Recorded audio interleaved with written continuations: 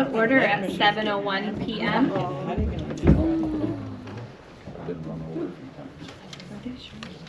Do the pledge. This is a new agenda. I accidentally had put them on. Oh, I'm so this is for me. No.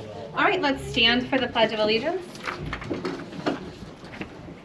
I pledge allegiance to the flag of the United States of America and to the republic for which it stands, one nation, under God, indivisible, with liberty and justice for all.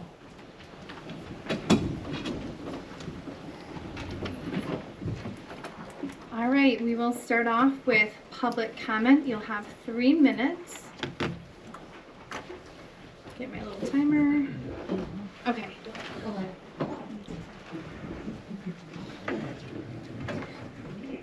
I have just a few things, and one will probably ruffle some feathers, but it is what it is, and it's my opinion. You can't compare Egelston Township to Muskegon Township. Muskegon Township is a charter township. They have different rules. They can add millages onto consumers, residents, without even a vote. So please stop comparing Egelston Township to Muskegon. We had a zoning administrator before.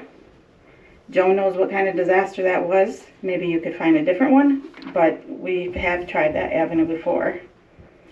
Having time for the inspector is required in office.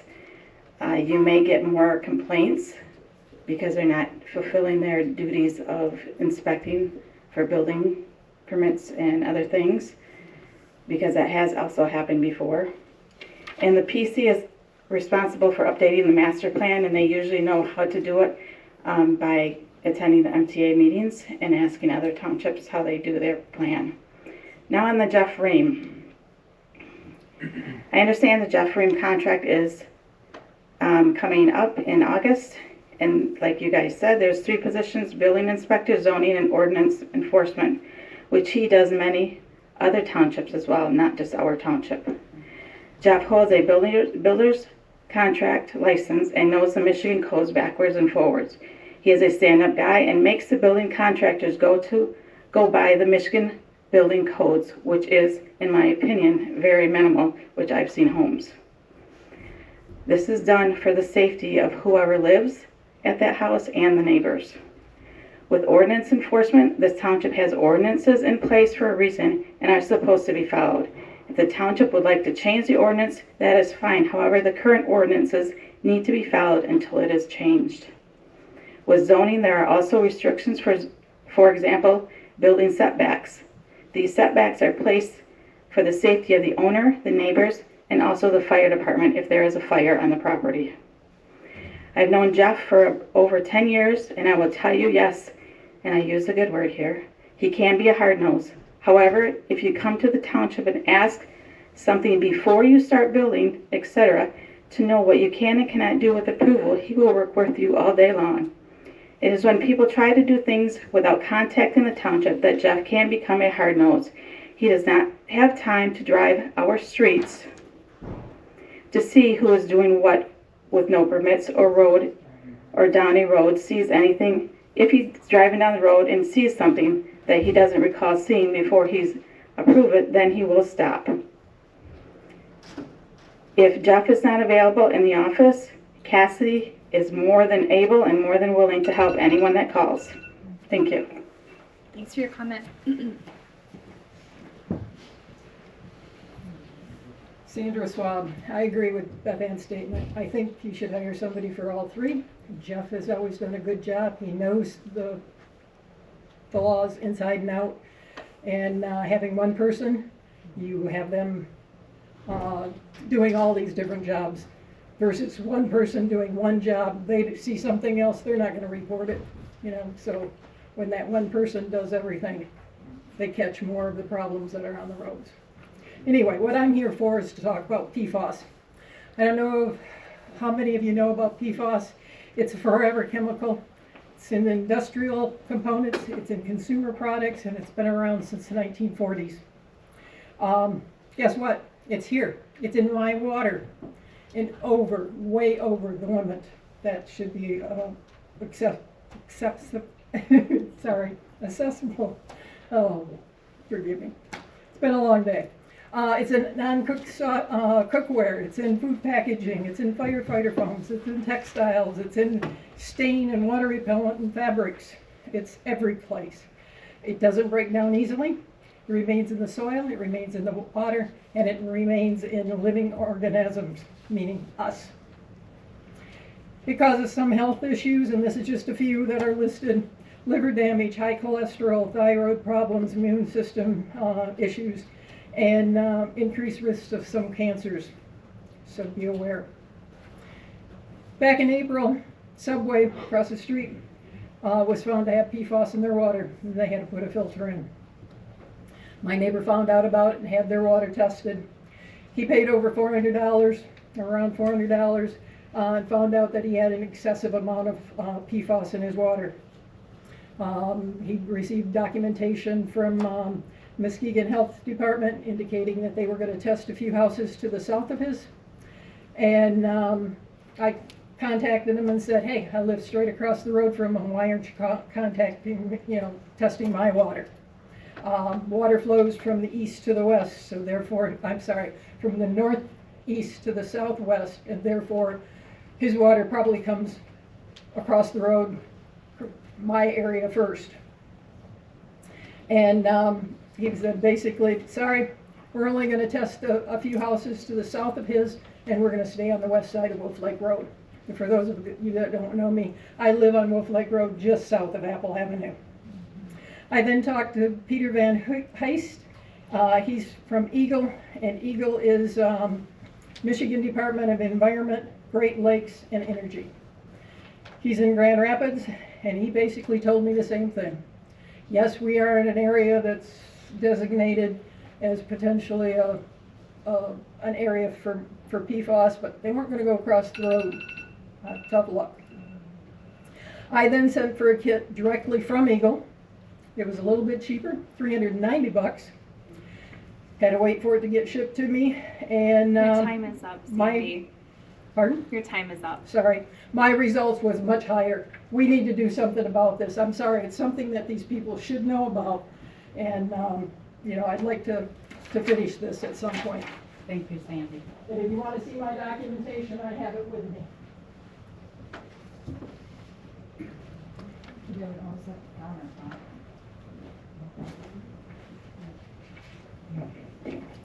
Hello. First, I'd like to just talk about, again, board comments and public comments. And I was looking back at some of the past board meeting videos, and it was stated that the Muskegon Township's agenda was utilized, for part of ours, just to get an idea of the format. And I want you to know, and the residents to know as well, that I looked back at Muskegon Township's minutes, and they have a public comment at the beginning, and they have a public comment at the end. And they also have what's called, it's not communication, but it's called something else at the end. It's not board comments, but it's something where the board members can then each speak if they wanted to. So I wanted to let you know that that was not true, that that's how Muskegon Township format of their agenda or of their minutes are.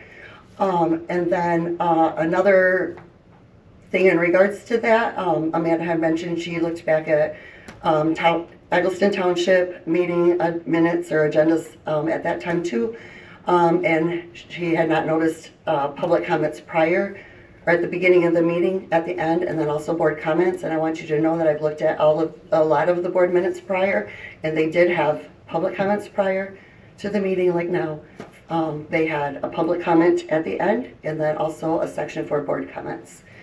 One thing also I'd like to see for the board is there just still seems to be some contention every once in a while.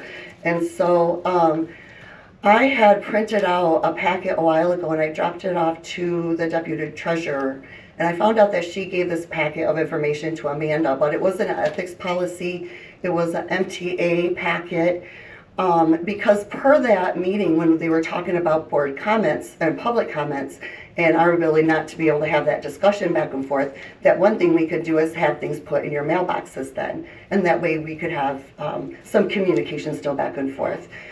So the deputy treasurer gave that packet of information that I was going to give to all of you in your mailboxes, and I don't believe any of you have received them. So I just wanted to let you know that I did send that.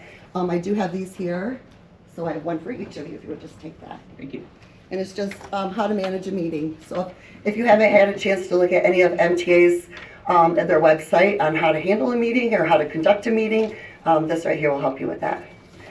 Another thing is a friend of mine, Connie Maxim Sparrow, and I have been working on, and what you had talked about, the PFAS. We also too are concerned about the water quality in this area.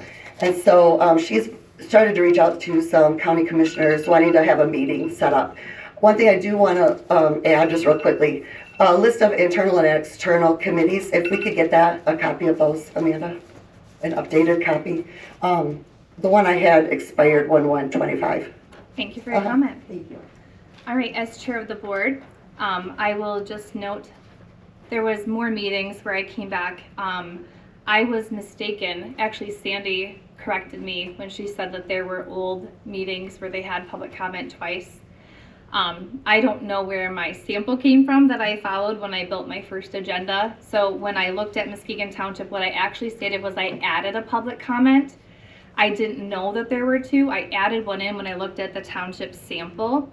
And then we took it away when we had too much trouble with residents.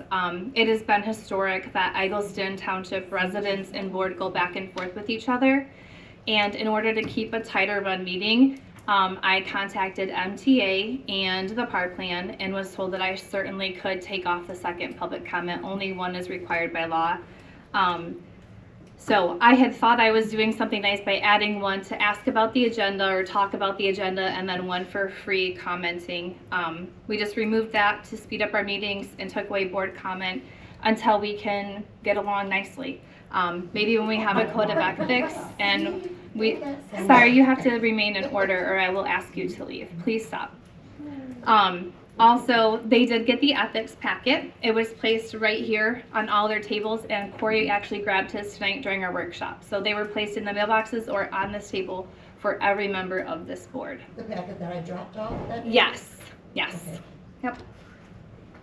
Well, if I could see a copy of that you gave to them. How am I going to give you a copy that I gave to them? Did you say you just gave them to? No, it was months ago, I think. Weeks and weeks ago at least. Does anyone remember receiving the packet? I remember getting them. Okay, I know that Joan got them, so. Yeah. Thank you for that clarification, because I did contact somebody in the office. Yep, she called me right away, and I came in that night and I passed them out. So we've looked at those. I had printed them prior. The hard thing is, it was a lot of pages, and we don't want to adopt a code of ethics that's that many pages. We're discussing it. Still accepting comments? Any more public comment? Yeah, Yes. come on up. I just would like to touch on what Beth Ann had mentioned regarding ordinances and following them policies. As long as what we have is what we have right now, that's what you need to follow. And a good example of not doing that is what happened with Rachel. Now, I know somebody else that was just turned in for something, and they were written a letter and given the name of the person that complained. But yet, she still does not know who complained, and she's had probably like 3 different answers. First, it was an anonymous caller. Then it was because I took a ride by, and I forgot what the third one was. So I just really want to stress on what Beth Ann said. Yeah, you need to follow what policies are in place right now. Thank you. Thank you for your comment.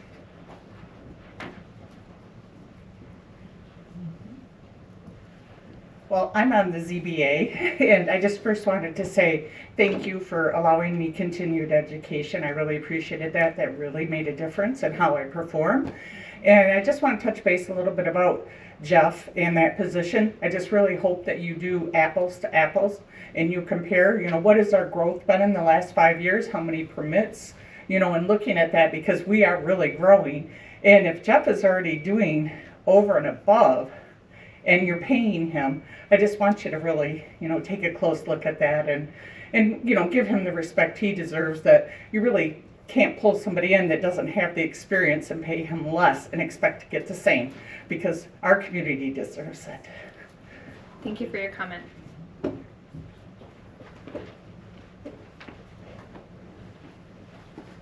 I wasn't going to comment tonight, but I just have to. I feel like a 3-year-old who's arguing with his siblings and I'm being punished by being sent to my room and not being allowed to talk to my siblings for an hour because we were arguing and we were disagreeing. I think you would find that if you put the public comment back on the end of the board meeting in addition to the one at the beginning, you would have more transparency. You would have less dissent, which apparently is something that you're afraid of, and you would have a more open meeting, which also apparently is something that you're afraid of, because the comments I'm hearing from you are that you took the public comments away. And I'm not just saying you, because the entire board has a responsibility to look at the issue, not just you as a supervisor. And you've taken it away because you're losing control of the meeting. That's not a reason to take away the public comment. The thing to do if you're losing control of the meeting is to assert your control as a supervisor and use the Roberts rules to control the meeting. It's not to shut off comment altogether. So I really wish that the 7 of you would reconsider and adding the public comment to the end. We're not children. We can all get along nicely, but we do want to have the chance to comment at both the beginning of the meeting and at the end. Thank you for your comment. Any other public comment? All right, moving on. Looking for a motion to approve the agenda for July 7th, or are there any amendments? So moved. Second. All right, all in favor? Aye. Any opposed? All right, motion carries. Approval of the consent agenda notice. There is only 2 items, A and B, the regular meeting and budget hearing minutes and the ZBA minutes. In the one that I had emailed, I mistakenly put in the annual meeting minutes. Those actually get approved next year by the electors. So I removed that.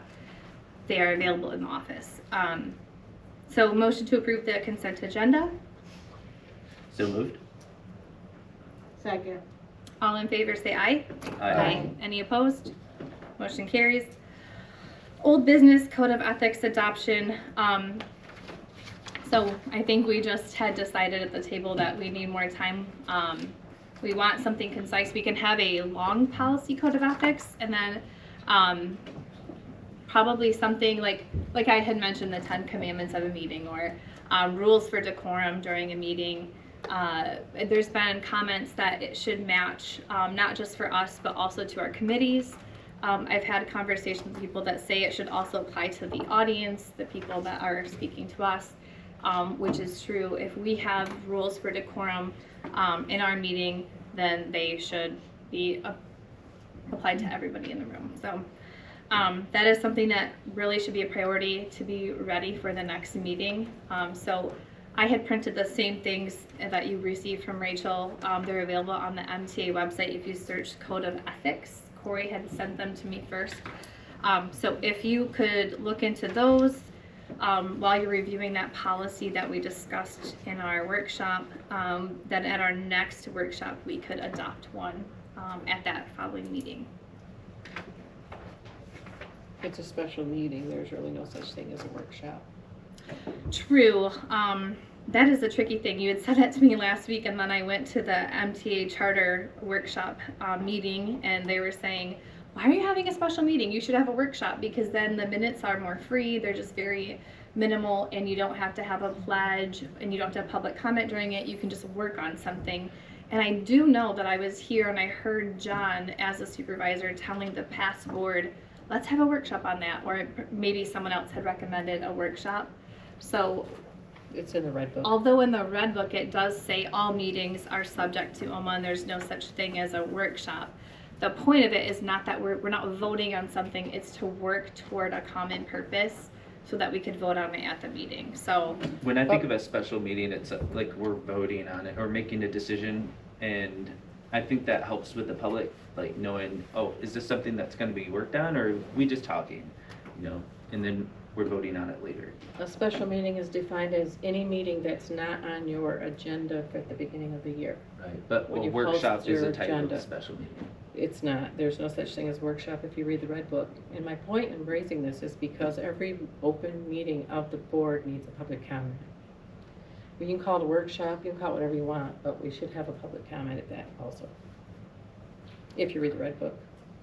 I did read the red book. I also talked to supervisors who have been in the business for decades and how they run their meetings, and they do workshops. I mean, it was highly advised to me. So, And they don't do public comment during the workshops. no. No? Every meeting does require public comment period.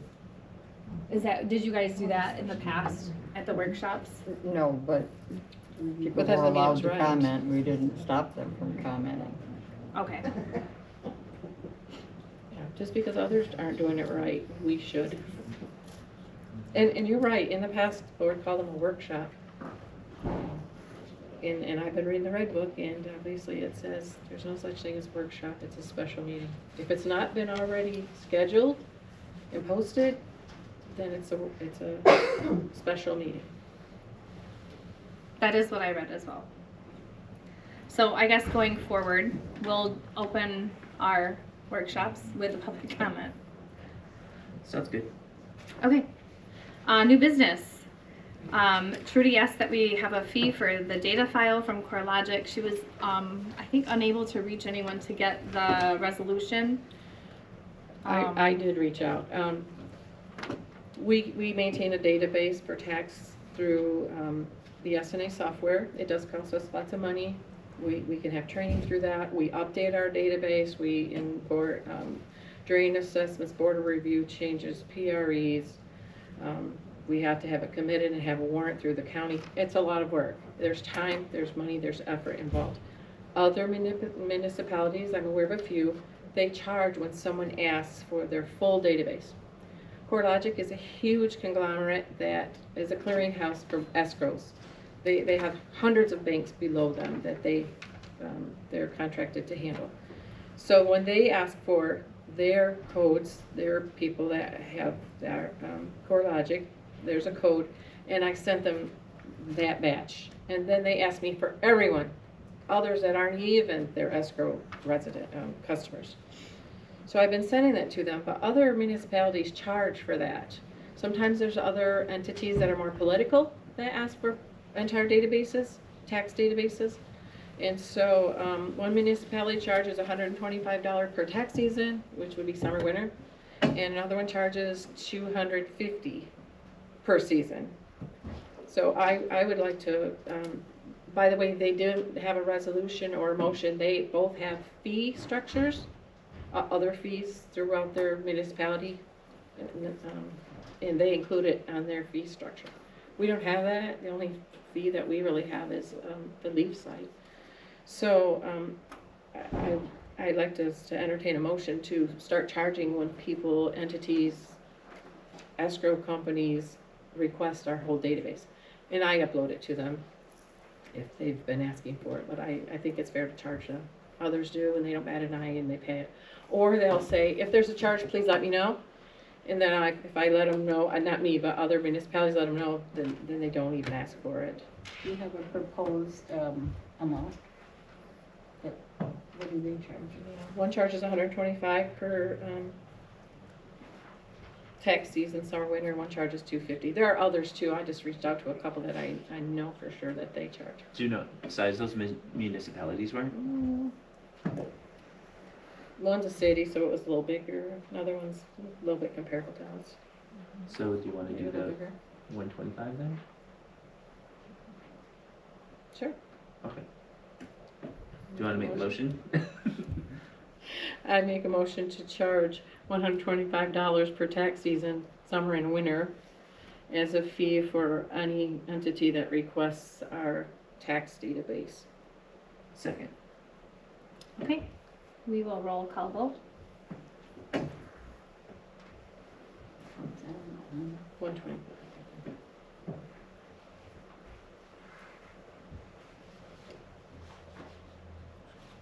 Corey, Yes. Rhonda, Yes. yes. Yes. Yes, Yes. Yes. thank you. I have a question. Are you just going to make a fee schedule? Do we put that in our policies and procedures, or how do we implement this? It would be in the minutes, so she can have a copy of the minutes in Yeah. her file, and You know, just Just They if, could send the even minutes post to 'em. CoreLogic.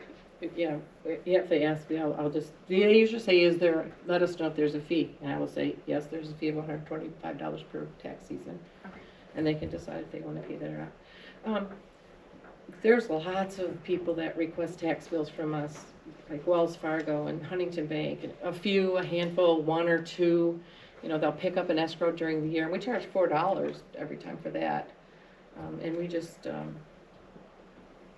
we usually fax a bill, and when they pay that tax, they usually send a separate check of $4. All right. At the annual meeting, we heard a comment from a resident about a sewer issue. We investigated that in the office. There's a letter in your packet that Jeff had worked up. So there were 2 electrical meters. When there's 2 electrical meters, that indicates that there's a rental or a 2-unit residence, which is 2 RUs from our rate schedule. So they were charged January until September, which is 3 sewer billing cycles.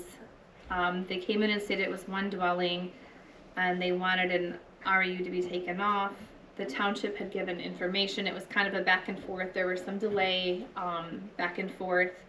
But eventually she did have a permit pulled for a service upgrade and removed the extra meter.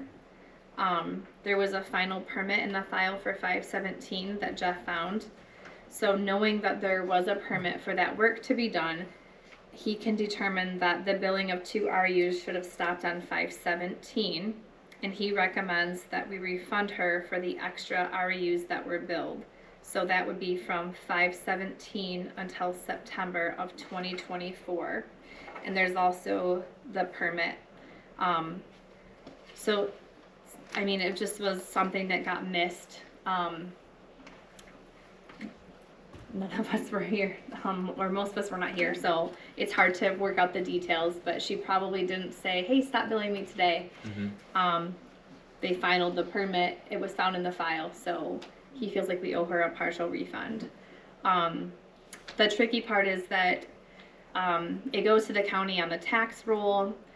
We settle with the county, that's already been done, so now they reimbursed us, and there's fees, and so now instead of reimbursing, we'd have to reimburse her and the county. So We need to pay to the county because it's on her tax bill as a delinquent. yeah, so basically we would either pay her so that she could pay the county and pay the county, or we would just pay the extra amount to pay the county. So April 2024's billing, we bill in arrears, so you use the service and then you get your bill. So April's bill covered January through March. She was billed 2 RUs, $190. She only paid 1.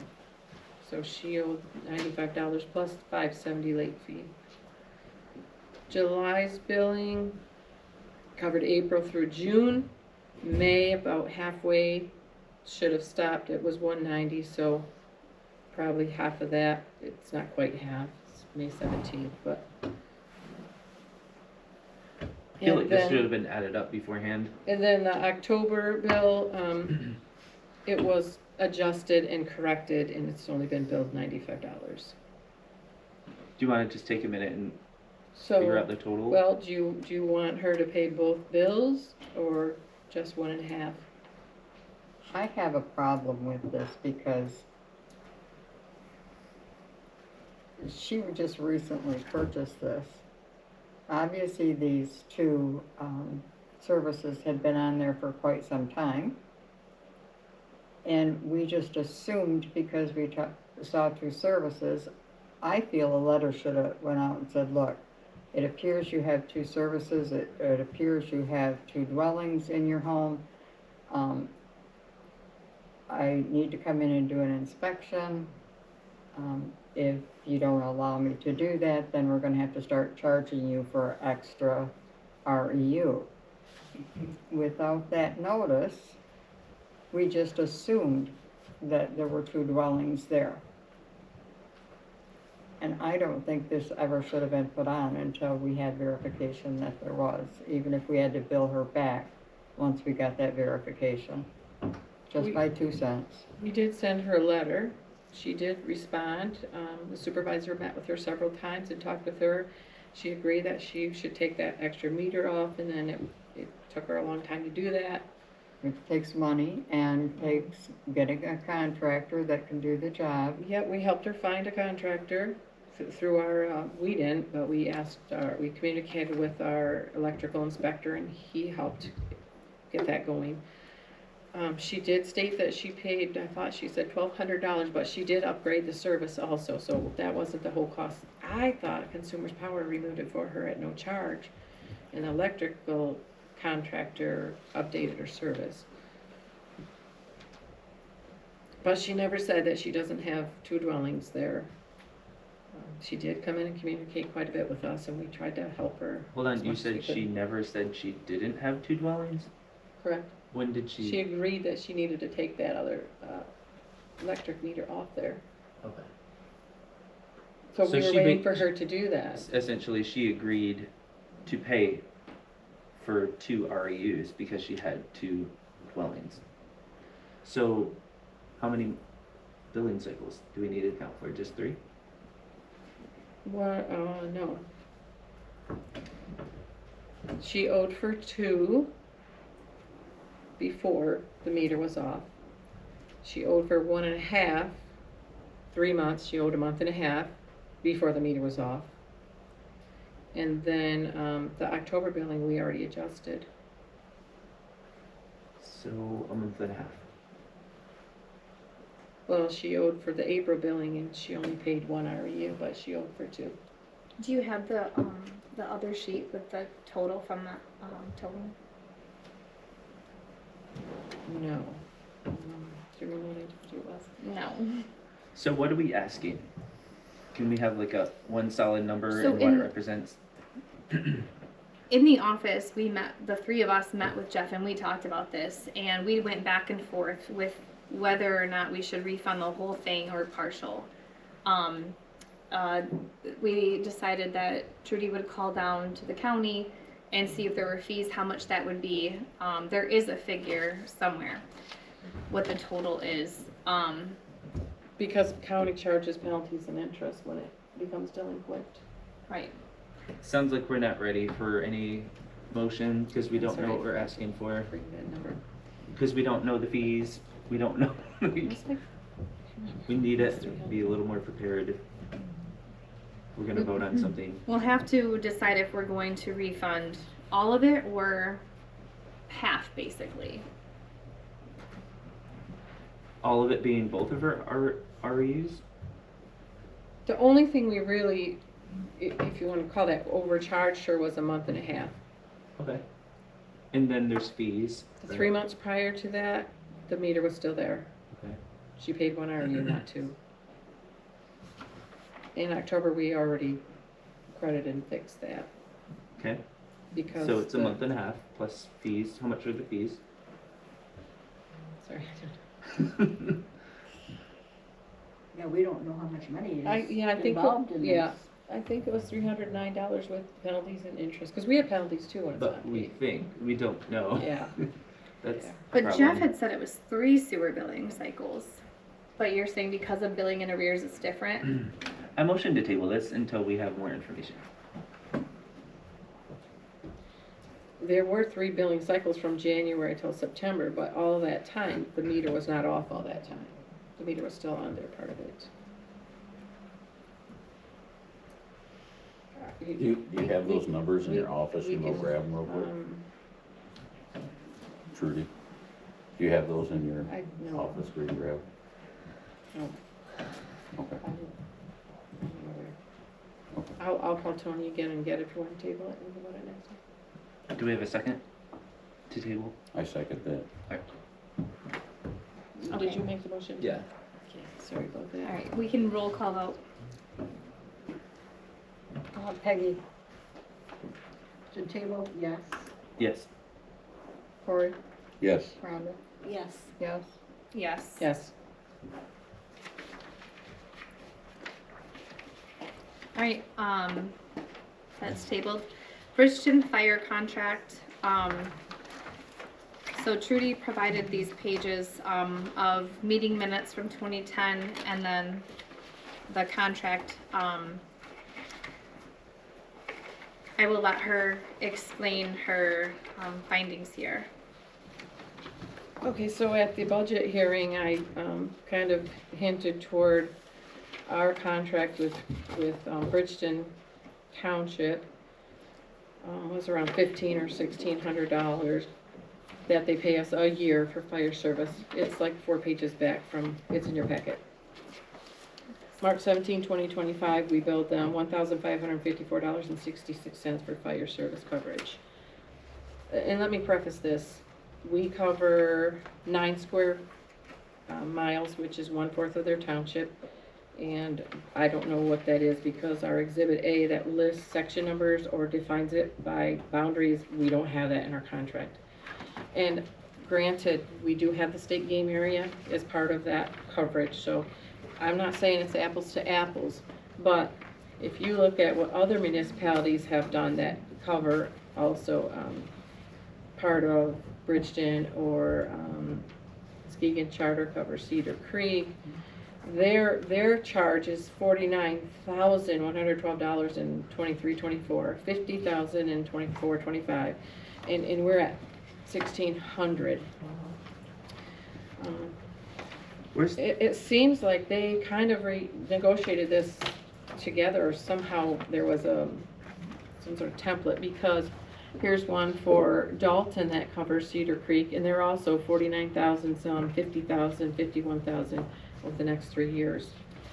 So I believe it costs us way more than $1,600 to cover them. We also, in our contract, can charge them up to $500 per call, and to my knowledge, we've never charged them at all. And if you look at the other contracts, you'll see, I kind of circled them, but the section numbers are there, or boundaries, and one of them even has a map. And we have Exhibit A, but we don't have an Exhibit A in our contract. And you'll also notice that our contract was signed by the clerk, but not the supervisor, nor was it signed by Bridgeton Township. Joan sent it to them, there's a letter, and she asked them to sign it, and they never did. And that was 2010. So we haven't had a signed contract from them, and our supervisor never signed it either. But if you look at the other contracts, they're all signed. They have a great quantity of money, and they also have the coverage area listed either in section numbers or boundaries, this road, that road, that road. I thought one of them had a map even. So I want you to see when a contract comes to us, and I think Alex and Dave have it on their radar to renegotiate this. And I'm hoping soon, because I have a severe problem with our residents paying to cover other residents. We shouldn't have to support them. I know we have mutual aid, and I know there's other things, but so do these municipalities. And you know, they're charging 50-some thousand, we're charging 1,600. So I'm hoping that will be changed soon, and that our coverage area will be listed in the contract. We do have a 2% increase listed, where they've listed the next 3 years of how much it's going to be. And just for your information board, one of them, I think Muskegon Charter, one of them has a complicated formula that they use based on their taxable value and their number of residents, and it's pretty complicated. And I did include that just so you can see some sample contracts. All right, we're gonna recognize our deputy chief. Hey, good evening. A couple of comments. So this is on our radar amongst a lot of other things in the proverbial fires, so we're trying to battle the bigger ones first. From last year on our records and our record management system, from July 1 through December 31st, we ran a total of 5 calls into Bridgeton Township. So far this year, we've run 3. So we're talking about 8 calls in roughly a 1-year time period. I was told in 24 there were over 20 calls. Well, this is pulled right out of our records management system, but this 24 is only half the year that we switch records management systems, and I don't have real quick access to the older numbers. The contracts you referenced for Cedar Creek, I actually wrote those for Dalton and Muskegon Township back in the day. When I left, we were averaging about 85 calls a year, just Muskegon Township. Dalton was running a similar 85 to 100 calls a year for those contracts, so they're probably reflective more of the volume than what we're seeing here. I'm not saying they can't be revisited and should be revisited. I have not seen a copy of the current contract that exists with Bridgeton, but it should be defined by borders and sections and all of those little other things that are required. But if we get a look at that, we could probably work on something. Hopefully we're going to get out to Bridgeton yet this month and at least talk with them. I know this doesn't make it our problem. I do know they did just fail to pass a fire millage to support their services out there, so I'm sure there's some financial challenges there, but I think we got to try to work something out and find what's going to be reflective and valued in both communities. I agree. I can tell you that I don't know, a lot of years ago I was in that boat with Egelston Township, and we were funding their fire protection, and that was not acceptable. We made some changes, so I think there's conversations. It is on our radar. It's just one of those things that hasn't bubbled quite to the top, but we'll definitely sit down with them and try to get some more details so that we can come up with something that seems fair to both parties. Exactly, it needs to be fair to them. I'm not trying to make money off them. They're going to pay someone for their fire service, and obviously they're probably happy paying us that amount. Thank you. Okay, the Jeff Ream contract renewal.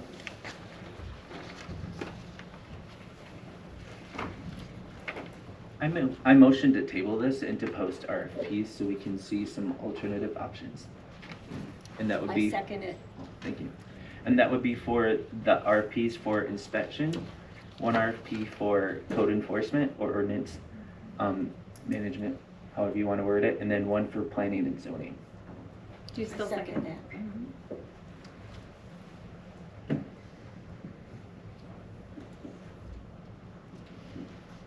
All right, let's roll call vote. Code enforcement, you need building code and Egelston Township code ordinances. 2 separate issues. One's inspections and 1 is code enforcement for just, inspections is before you build, and then code enforcement's just anything that needs to be fixed, any complaints. Building code and township ordinances. Code enforcement is what we can call that. Okay. Are you putting those 2 together? No. So, example. 3. We're gonna do the 3 separate RFPs, or they can apply to any or all of them. And what 3 are they? Building code, permits, Building inspector, code enforcement, zoning administrator. code enforcement, township ordinances? Yes, because well, would a building inspector know the So building it's been code? called ordinance enforcement. It's called Building before. Code Services, Zoning Administration, and Ordinances. Right. That is what's in the Jeff Ream's contract. I'll amend my motion to reflect that. Okay. I'll second. Thank you for clarification. Trudy. Yes. Peggy. Yes. Yes. Yes. Yes. Yes.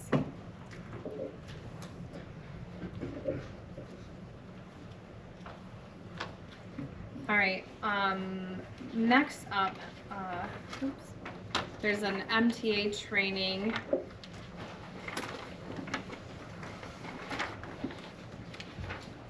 In August, making meetings more effective, fundamentals of assessment and taxation, and managing your township team.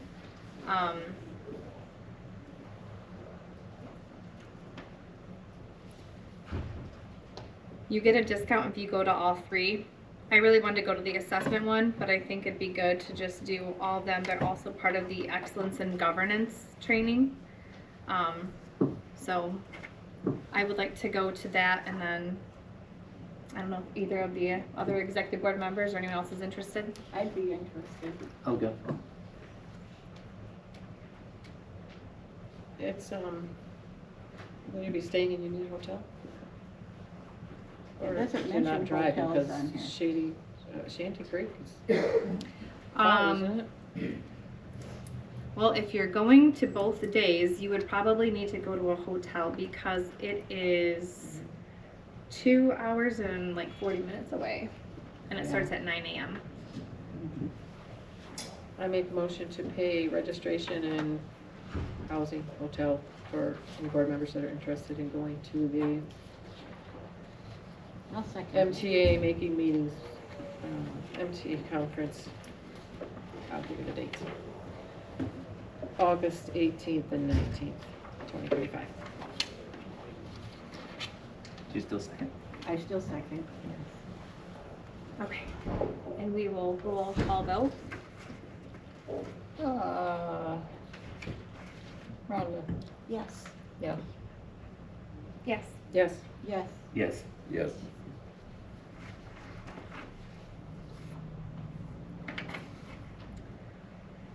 All right,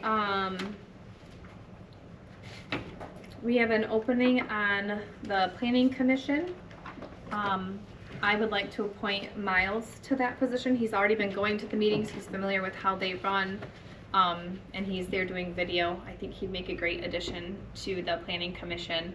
I've heard that from other planning commission members, and he's willing. So if the board approves, I'd like to appoint Miles to that. Here's the motion, or you're asking for? I make a motion to appoint Miles to I'll the second. PC. And this is the proper way to do this, right, Dawn? We need her to appoint someone in the board approve it. She makes a recommendation and you Yep. order approval. Sounds good? Oh. Miles, what's your last name? Keefter. Oh, I make a Yeah, motion yeah, to appoint Miles Keefe to the planning commission. Thank you. Support. All right, all in favor say. Wait, I got two supports now. Ben's Oh. already supported. I support. Okay, he can support. Okay. Okay. All in favor say aye. Aye. Aye. Any opposed, the same? Welcome, Miles, to the planning commission. All right, next up is the road commission 3-year plan. This was given in a packet a couple months ago. I did meet with Ken Halka and Drew Nichols last week. These items for this year's plan can be completed before the year's end, but I need board approval to go ahead and sign a contract with them. And then we would look at year 2 and year 3 later on. For each one would be separate contracts, but what they do is they lay out a plan for the next 3 years and kind of give us an idea of what they're thinking, and we typically spend about the same, and we typically go with their recommendation unless we're getting a ton of complaints about something. Sometimes we make a change or make a suggestion to them. So if they're doing an overlay already, would it be conducive to expand the sewer along those lines? This is not a place where I believe we're doing anything with sewer in the near future. And this is just, all they do is tar over the top and throw chips down. They're not digging the road up. Well, some of them are chip sealing, but The chip seal and fog seal, I did mention to them that we are doing the concept plan for Parkway, and so they put that in their notes. So those are things that they do want to know and are aware. So they wouldn't do anything, like if we're gonna tear out a road, they wouldn't do any maintenance on it. okay. Do you want to read these for the audience? So Grover Road from White Road south to the dead end, 1.5 inch overlay and restore the shoulders. Hoffman and Rose from Chandler Street to M46, 1.5 inch overlay restoring the shoulders. Van Eyck Street from M46 to the dead end, a 2 inch overlay and rebuild the cul-de-sac. And Chandler Street from M46 to the dead end, 1.5 inch overlay and build cul-de-sac. That's a 1.5 miles. in our share. Yeah. That's all it is. So, there's a cost share. They pay 50%, we pay 50%. Our share would be $171,000 or $171,544.80. That's actually 75 Eggleston. Oh, sorry, 75% is our responsibility. The total cost is $228,726.40, and we have to pay 75% for that. Why does it say 50% then? That's a different column. At the next set of roads, they'll pay Local 50%. roads are 50/50, and subdivision roads are 75/25.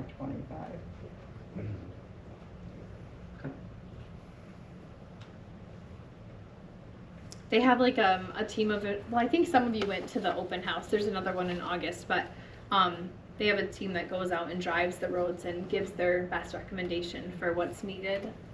So there's a lot of thought and things that go into this science. And like Amanda said, sometimes in the past, the supervisor would take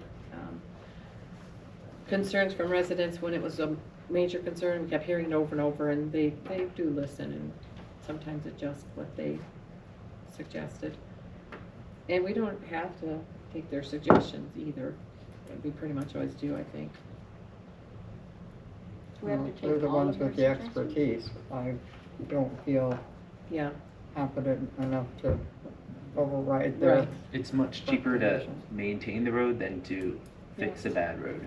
Yeah, he said once they get to a certain point, it's very, very expensive. There is an option to pulverize the road and go back to gravel, but Joan laughed and said that would not be popular with our residents, Yeah. and I think I agree. Me either. Yeah. So, why don't you read the second set, because it'll put it in perspective with the chipping and the sealing. Yeah, so the next scope of work would be chip seal or chip and fog seal for all of the roads listed. Broughton Road, Chandler, Chatterson, Sullivan, Grover, Hoffman Rose, Van Eyck, MacArthur, Parkway, Bolin, Forest Divine, Sioux Marie, and Home Park. And that's a maintenance thing to get more life out of The roads. the original project.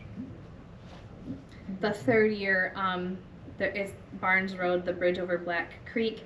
That one, they would chip in 50%, and they said that's really necessary. There's no way through without that bridge. And it's a in timber bridge. yeah, and it's in dire need of this. So The chip and seals do look like it's 50% covered. Yeah, that was, That's nice. yeah. So is the So is the bridge. bridge. yeah, the bridge is a big one.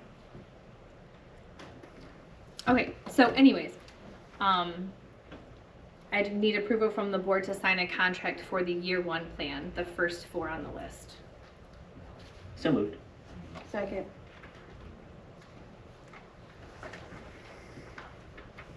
And we'll just go ahead and roll call vote on that. I'll have to write out Benja's motion for him.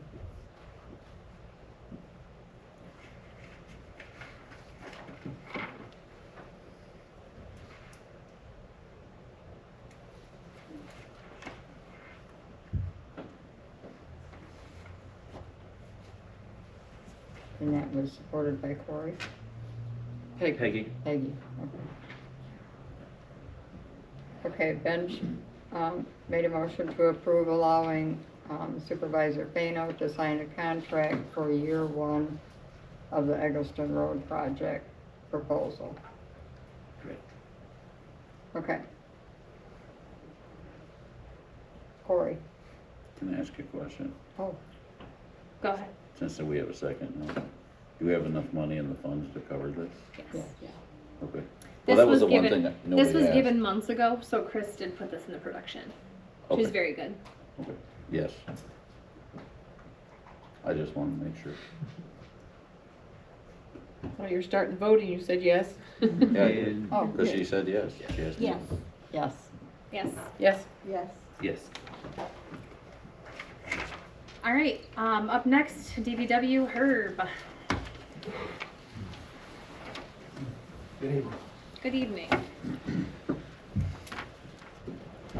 In the past, I've just kind of handed this work projection, and let you guys kind of take a look at it, but I think it'd be beneficial for the community to kind of hear this.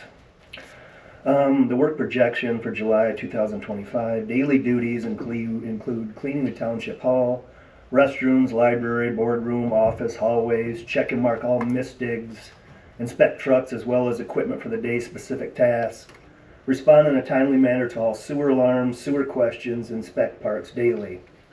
Weekly duties, conduct sewer lift station inspections bi-weekly, dig graves, place foundations when required, clean and wash trucks and maintenance shop weekly, mow, weed whip, and blow all township properties at least once a week, make any irrigation repairs as needed, mow all lift stations monthly.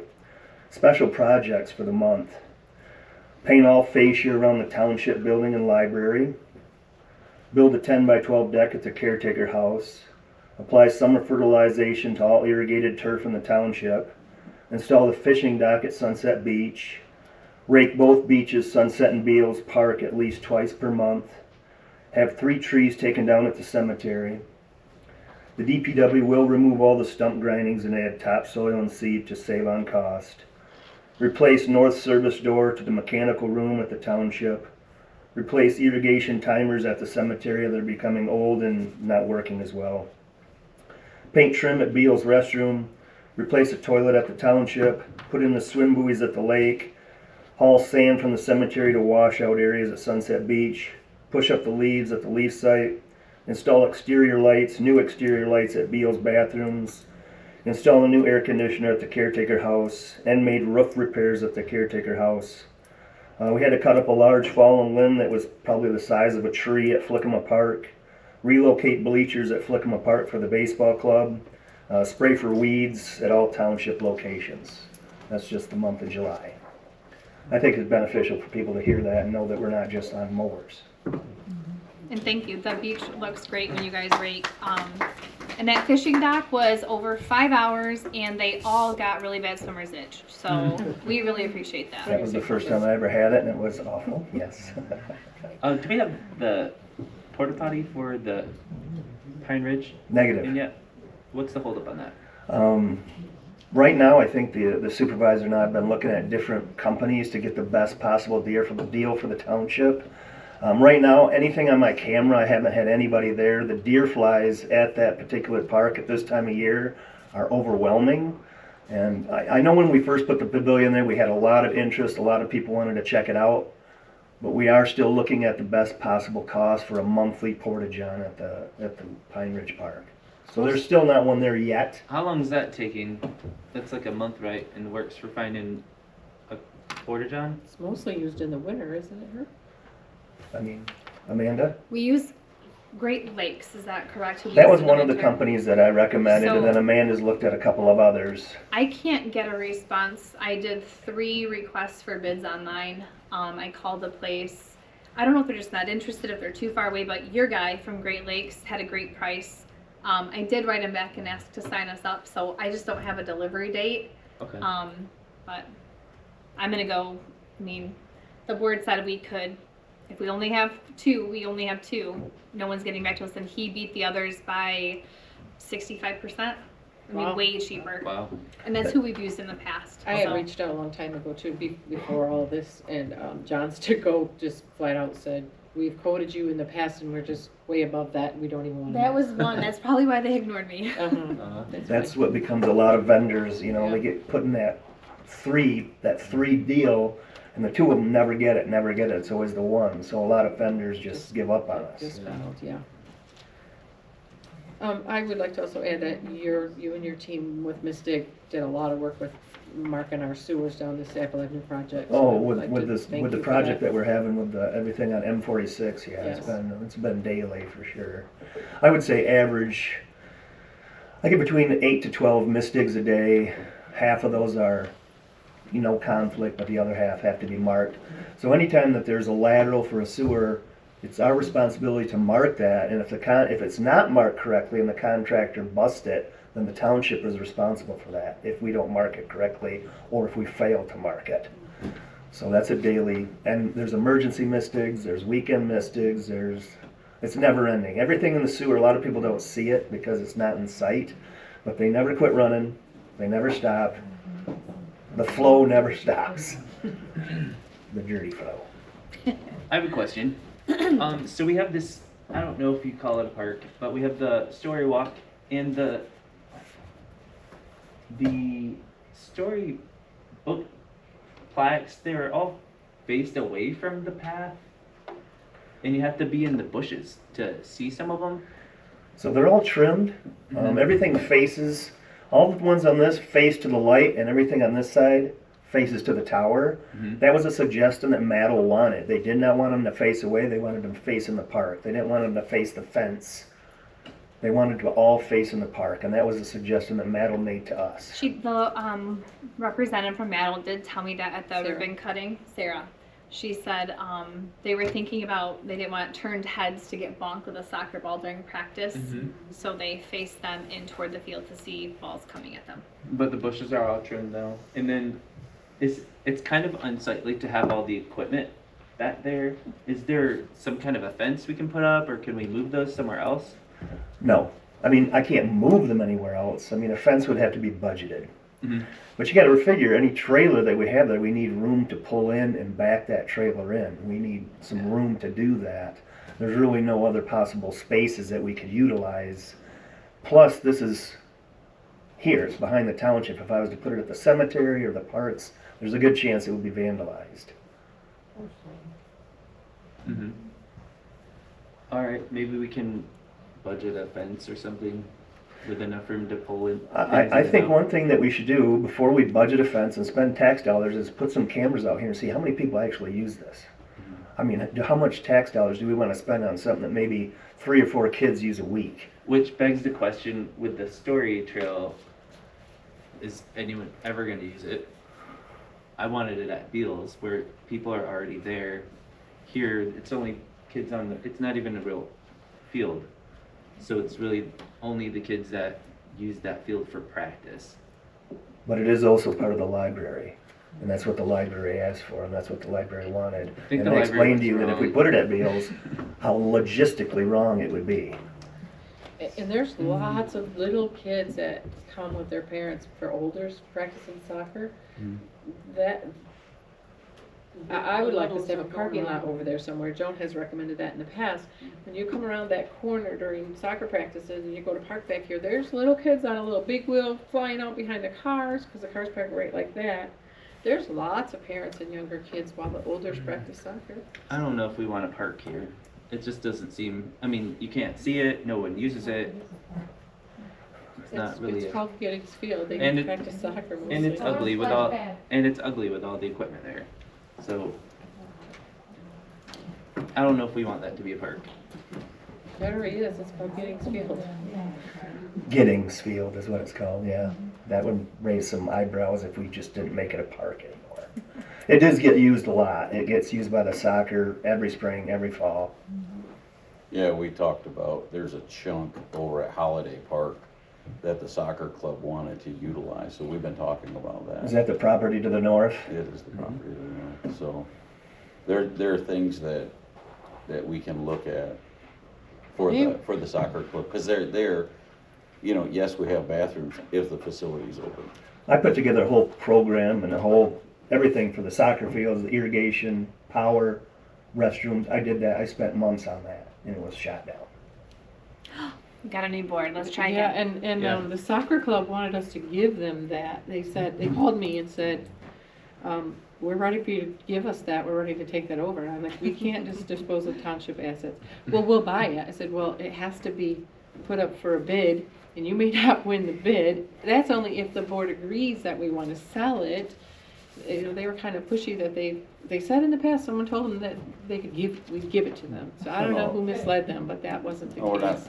We weren't talking about that, but taking and if you made it a soccer field, it already has parking there, and it already has bathrooms, and it already has playground, it already has softball field. Yeah, it doesn't have nearly enough parking. I don't think we could just take this hardly- away though and like close Giddings Field. No.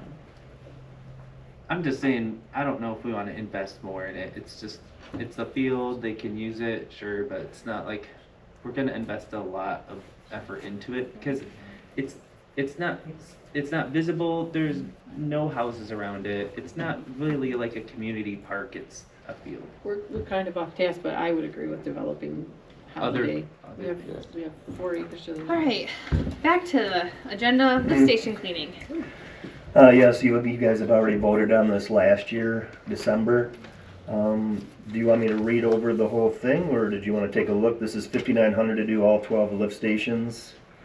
And it's plumbers because they're like the only one that does, like a niche thing. I would say on the West Michigan side, yes. I mean, we could travel, get people from Detroit, Wisconsin, Indiana, Ohio, but as far as the west side of West Michigan, Plumbers Environmental, that's their niche. I mean, they provide a special set of skills that a lot of people can't do. Right. They can get in here and get it done in 2 days.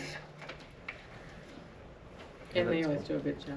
Yeah, they do an amazing job. And anytime we've ever been in an emergency situation, Plumbers is there to help.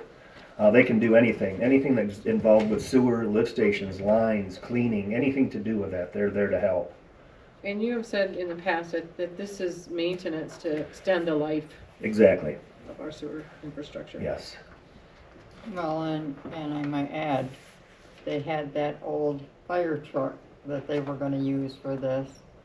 And this isn't even what the insurance was costing annually on that old fire truck to sit out there, so this is a really good price. And Joan remembers too, we had that county truck that we had for many years. We were able to clean all the lines, but by the time we did the whole township and the lift stations, we were doing 3 times a year. That truck was nickel and diming us by the tens, the $15,000 every time we took it in to get worked on, so we ended up selling it. But it's more advantageous to have plumbers do it. They come in, they do a thorough job. It really does. They clean out the whole entire lift station, suck out the whole bottom, and then the county lets us dump everything there from those 12 lift stations. They vac it out, scrub it down, so when they're done, I mean, it looks fabulous. I make a For a motion sewer to, lift station. Smell yeah. better too? I wouldn't eat out of it, but I mean, it's I pretty make a cool. motion to accept the plumber's quote. I second. All right, roll call vote.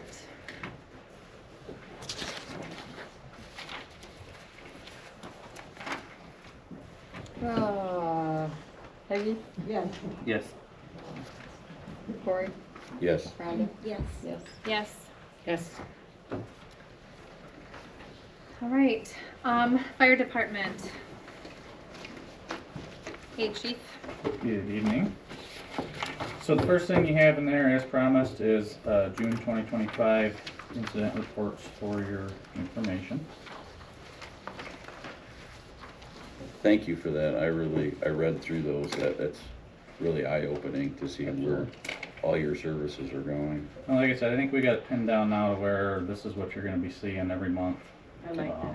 Can I ask can the community see these? Is it, Yeah, there's Are nothing they- secretive about it. It just shows what we've run, the amount of calls is there, per column. can we post these for the community to see them? You Like, can post it on yours. So we can put it on our Facebook page, which is something we've talked about trying to get to that point yet. We just wanted to start to get this reporting out to you to make sure that you're good with this. This is what we're coming off of our first new account. And again, this is all in how we code the calls. So we're working to make sure that everything is coded correctly, which is gonna give us more accurate reporting. So, but this is what you'll start to see. Like I said, typically, depending on how the month falls, at the latest, the second meeting of the month is when you'll see it. We're gonna try it for the first meeting of the month proceeding, but. Thank you. I did like this, because I didn't realize, like you said, you did a lot of medical, but 57 EMS calls. That didn't even, and you had without a vehicle accident. So I was like, wow, It's a good portion. yeah. We average typically 3 runs a day on average. Over the holiday weekend, I think we run a total from the 3rd until yesterday, the 6th, was 13 calls. So it was a little bit more frequent, but a holiday weekend, so it was about 4 1/3 calls average per day. So we're up a little bit, but holiday weekend is to be expected. So do you have, I know all your fire trucks are set up for the EMS stuff, but Not all, majority. majority, Yeah. okay. Is there, My question is it's really not efficient to be driving a tanker down the road to an EMS call. It's a great question. You got a brand new truck that's supposed to be here mid-August that is supposed to try to mitigate that problem. Okay. That's, We're working towards solutions, and me and Deputy Chief Glassbaugh have a meeting with dispatch to go over our run cards and that, which is going to tell us what apparatus we're pulling out for different calls. We're going through that process to get everything updated and try to get the best bang for the tax dollar, right? thank you. It's on our radar. Yeah, thank you.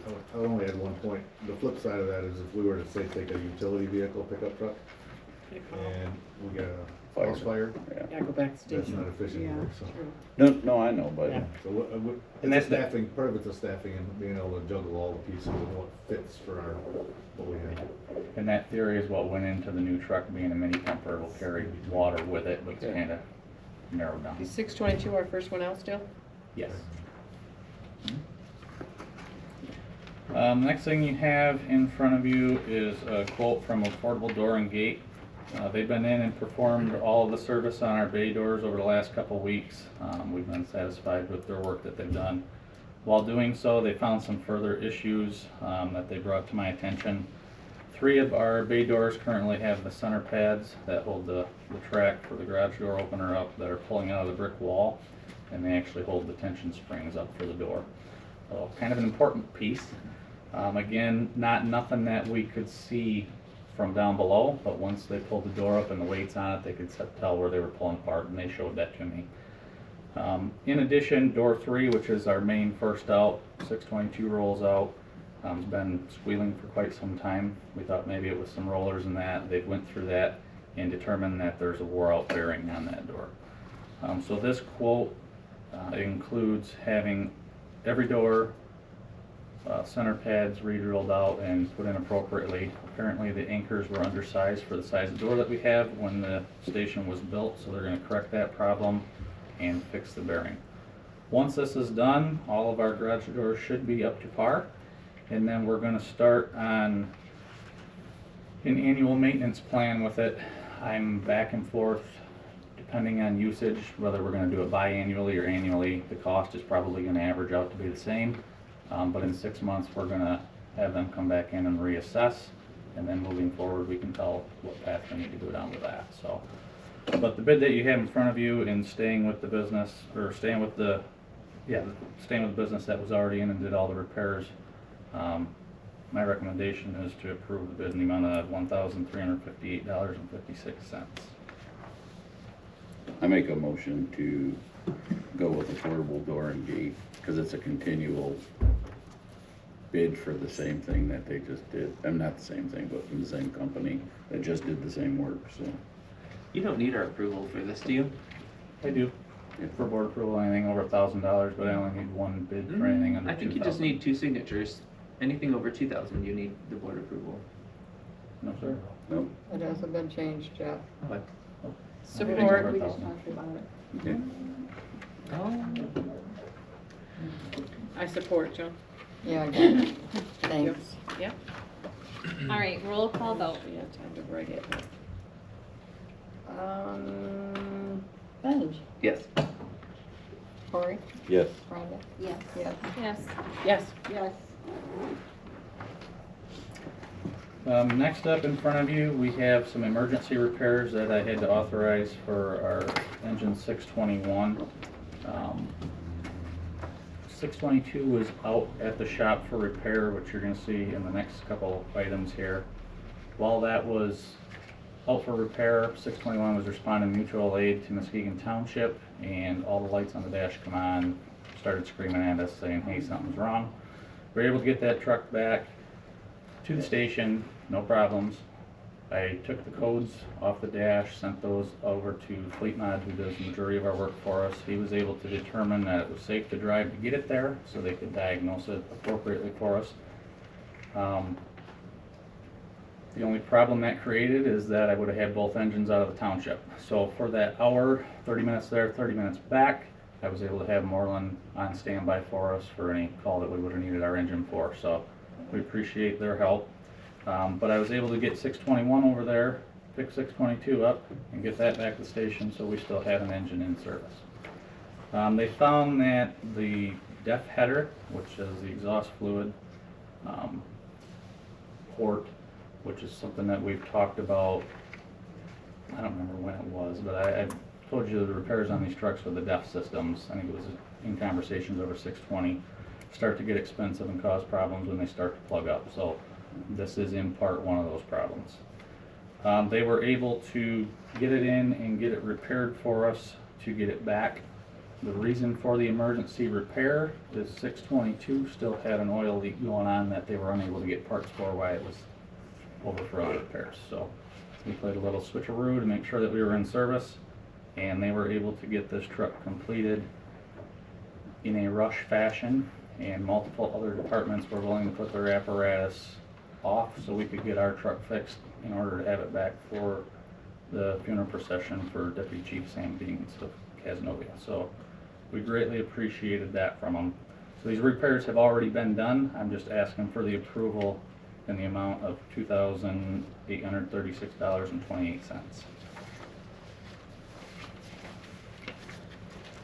I make a motion to approve Advantage Fleet, the estimate of $28.36 for fire engine number 621. I second. All right. And we'll roll call vote as soon as she catches up her writing here. I'm good. Okay. Trudy, Yes. Peggy, Yes. Yes. Yes. Yes. yes. Yes. Thank you. Sorry for that long explanation, but there was a lot of moving parts behind that emergency repair, so I wanted to make sure that you had all the information in front of you. Back to 622. So as I said, it was in for a bumper replacement. It was noted that there was also an oil leak that needed a seal and needed to be ordered. We got that back. So we had an engine in service. I was able to get a quote for repairs for this in the amount of $1,128.21. These repairs need to be done still.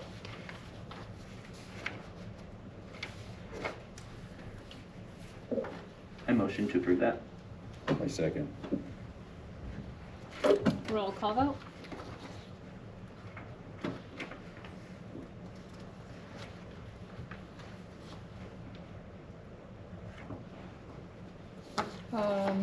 Randall, Yes. yes. Yes. Yes. Yes. Yes. Yes.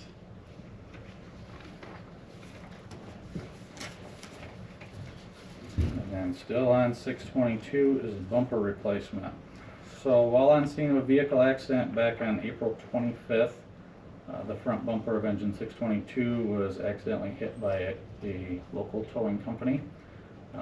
It did gouge the chrome on the front of the bumper and did pull it up on one side. So that was in need of replacement. They wanted to pay for it outright instead of going through the insurance until I got the quote for them, and then we decided to go the other way. So all of this is no cost to us. This is simply an insurance claim. I think I even enclosed a copy of the check that we got, if I'm not mistaken, from the insurance company. Yep, we got it here. Yeah, so I got a couple quotes on it, and then they actually sent a rep out to make sure that it was legit, that's what it needed. And then this was the number that they come up with. So again, Advantage Fleet was able to come up with the replacement bumper install and still meet that amount. So what I'm asking for, again, this is just an in and out account, but Chris wanted for accounting purposes board approval for it because the cost of the bumper is $9,056. I make a motion to use the insurance claim to pay the bill at Advantage Fleet for fire engine 622 for the bumper. Second. Okay. And we'll roll call vote.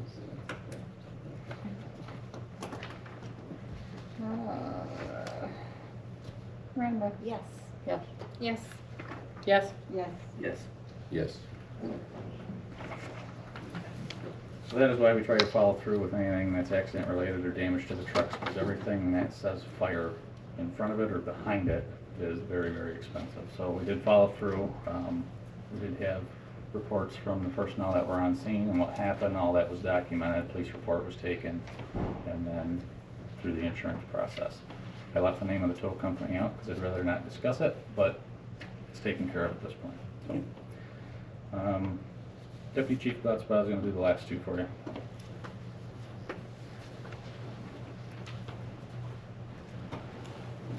Next up, I think, is, what do we got on there? The iPad and mounts and the HAAS system. So the HAAS system was part of an MTA power plant grant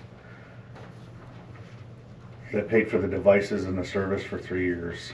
They still have to be installed on the apparatus. So what these do is when our emergency lights are activated, it actually notifies navigational apps like Waze, and if you're in a Chrysler product vehicle, an Apple, it will actually send out a message to your vehicle or your app that says emergency vehicle approaching, or you're approaching emergency vehicle, depending if we're stopped or moving. Just another safety feature for the motoring public, so they don't hit us, and hopefully they don't get hurt, we don't get hurt. So the nice thing about this system is it requires us not to remember to do anything other than turn on our emergency lights. So if we're already turning on our emergency lights, it's automatically sending that out. Again, it's a nice grant that the power plant does to pay for that. They just got to get installed in the trucks. And then in combination with that, through Central Dispatch, we received iPads at some point last year for several of our apparatus. But they need to be mounted and they have to have charging capability so that they stay charged. So we went out looking for prices from 3 companies, got prices back from 2. The least expensive for us is from Third Coast, and we would be recommending the installation of the iPad mounts and the HAAS devices from Third Coast in the amount of $2,850. And that includes the necessary hardware, they're supplying it? So Dispatch provided us the hardware for the iPad mounts. They're just doing the install and the wiring, so so that'll be a complete project. And this is the HAAS too? The HAAS comes, we already have the hardware. That's what Power Plant paid for. And so we just gotta get them installed. Would it be feasible to apply for the Power Plant grant this fall? August is the window opens, to pay for the installation of the HAAS? I don't think we wanna go there. That was part of what was supposed to happen with the last grant that should have been done before we got the check from Power Plant. Well, I think it was more of the cost than the grant was only $5,000, I believe. Right, but Wasn't we were included. agreeing to take on the extra cost as part of the project to get it completed. Yeah. So you're saying we didn't fulfill our obligation, so we shouldn't ask them to do? That's the more direct way I was trying to avoid, yeah. Okay. I motion to approve this for this estimate from Third Coast for $2,850. I second that. Keep in mind, this has been a year and a half, 2 years. Yeah. Yeah, they've been sitting around for a little while. I actually reached out to Power Plant and they're like, that's done, right? Yeah. Oh, absolutely, yes. Oh, of course. All right, we have a motion and a second, so we can roll call vote. Benj. I seconded. Oh. Peggy. Yes. Yes. Yes. Yes. Yes. Yes. Yes. So you did. Last on the list, as was discussed during the budget sessions, is the sale of 620, the old 620 that's sitting over there. Ranger bid actually works with municipalities, and they don't charge us the brokerage fees. They only charge them to the buyer. So our fee to use their service is $0. But they will run it through the auction, they will post it, they will advertise it, and they'll run the auction on our behalf at no charge. Their money comes from the percentage of the sale that the buyer has to pay. I'm sorry, that name again, Dave. Ranger bid. They do a fair amount of work in the county with a lot of municipalities, Muskegon County being one of them.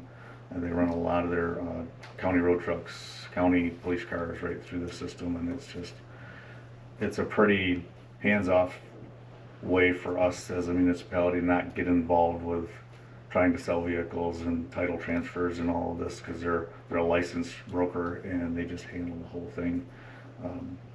It's a pretty clean process for us, but it allows us to get the best money we can get on an auction site. And the county treasurers, being a couple of them mentioned Bidergy, but you're thinking Ranger is better. Yeah, Ranger, I mean, they're local, they're right here, they're not gonna charge us a nickel. I mean, we could go talk to Bidergy, but, I mean, even if they're free, Ranger's already here, they're already doing business, they've already actually looked at the truck and given us some ideas of what we need to do and taking pictures and are ready to go, so. Okay, thank you. Did have a conversation with Joel from them, and because they are a state licensed broker, they do require us to sign and turn the title over to them before the sale. That way, once the sale is complete, the buyer fills out forms for the title work, they send to them, they send all that to Lansing. The only thing we do is set up a pickup date. That is something that the state requires them to do, so that would have to be something that you guys are comfortable doing. Again, I forget how much money he said they funnel through them annually, but it's astronomical, and I haven't heard of any issues with it. He has been out and took some pictures of the truck, and it's ready to go. We're just waiting for if this is the route you guys want to go. If it didn't sell, there were no bids, or it didn't meet a reserve. If we had a reserve, did they just sign the title back to us? Yeah, we just hold on to the title. We're going to sell it anyways, or get rid of it one way or another. Yeah, it'll have our signature on it, but it won't have a buyer if it doesn't, so Gotcha. it'll just come back to us with ready to go. And then we just hold it in the safe until we did something else. Okay. What are you looking at out of this truck? I know it's like, who knows, 10,000, 20,000, 50. I mean, this is a big truck, right? It's not like that old pumper we had out there. It went for 1,500 or something like that. You know, if we got 10,000, I would be pretty happy. I'd be shocked. Yeah, I would be pretty happy with that. They just don't draw, unfortunately, a high value to them. Well, that's why we're getting rid of it, because it has Yeah. problems Most that people will be cost more buying money it to for fit. the engine, transmission, which he documented what engine and transmission it has in it, because Or that's for a typically barn the selling. vehicle, or Yeah, not for but its intended with purpose. the DOT issues and stuff like that we have, it needs brakes, it needs all that stuff. Pump panel needs some severe work, things like that. We've got 20, 30 years out of this truck to 95. So we've done surpassed its lifetime here. It's been good to us. Just the cost to give it a facelift to keep it would be astronomical, and we've already got a replacement order that's supposed to be here in August, so at some point within the next month, it's gotta go out the door regardless, because I need to pay for it. Well, So you we need a need to motion stop to- paying insurance on it. So just a motion to approve listing with Ranger bid to sale of 620. So moved. Yep, second. All right.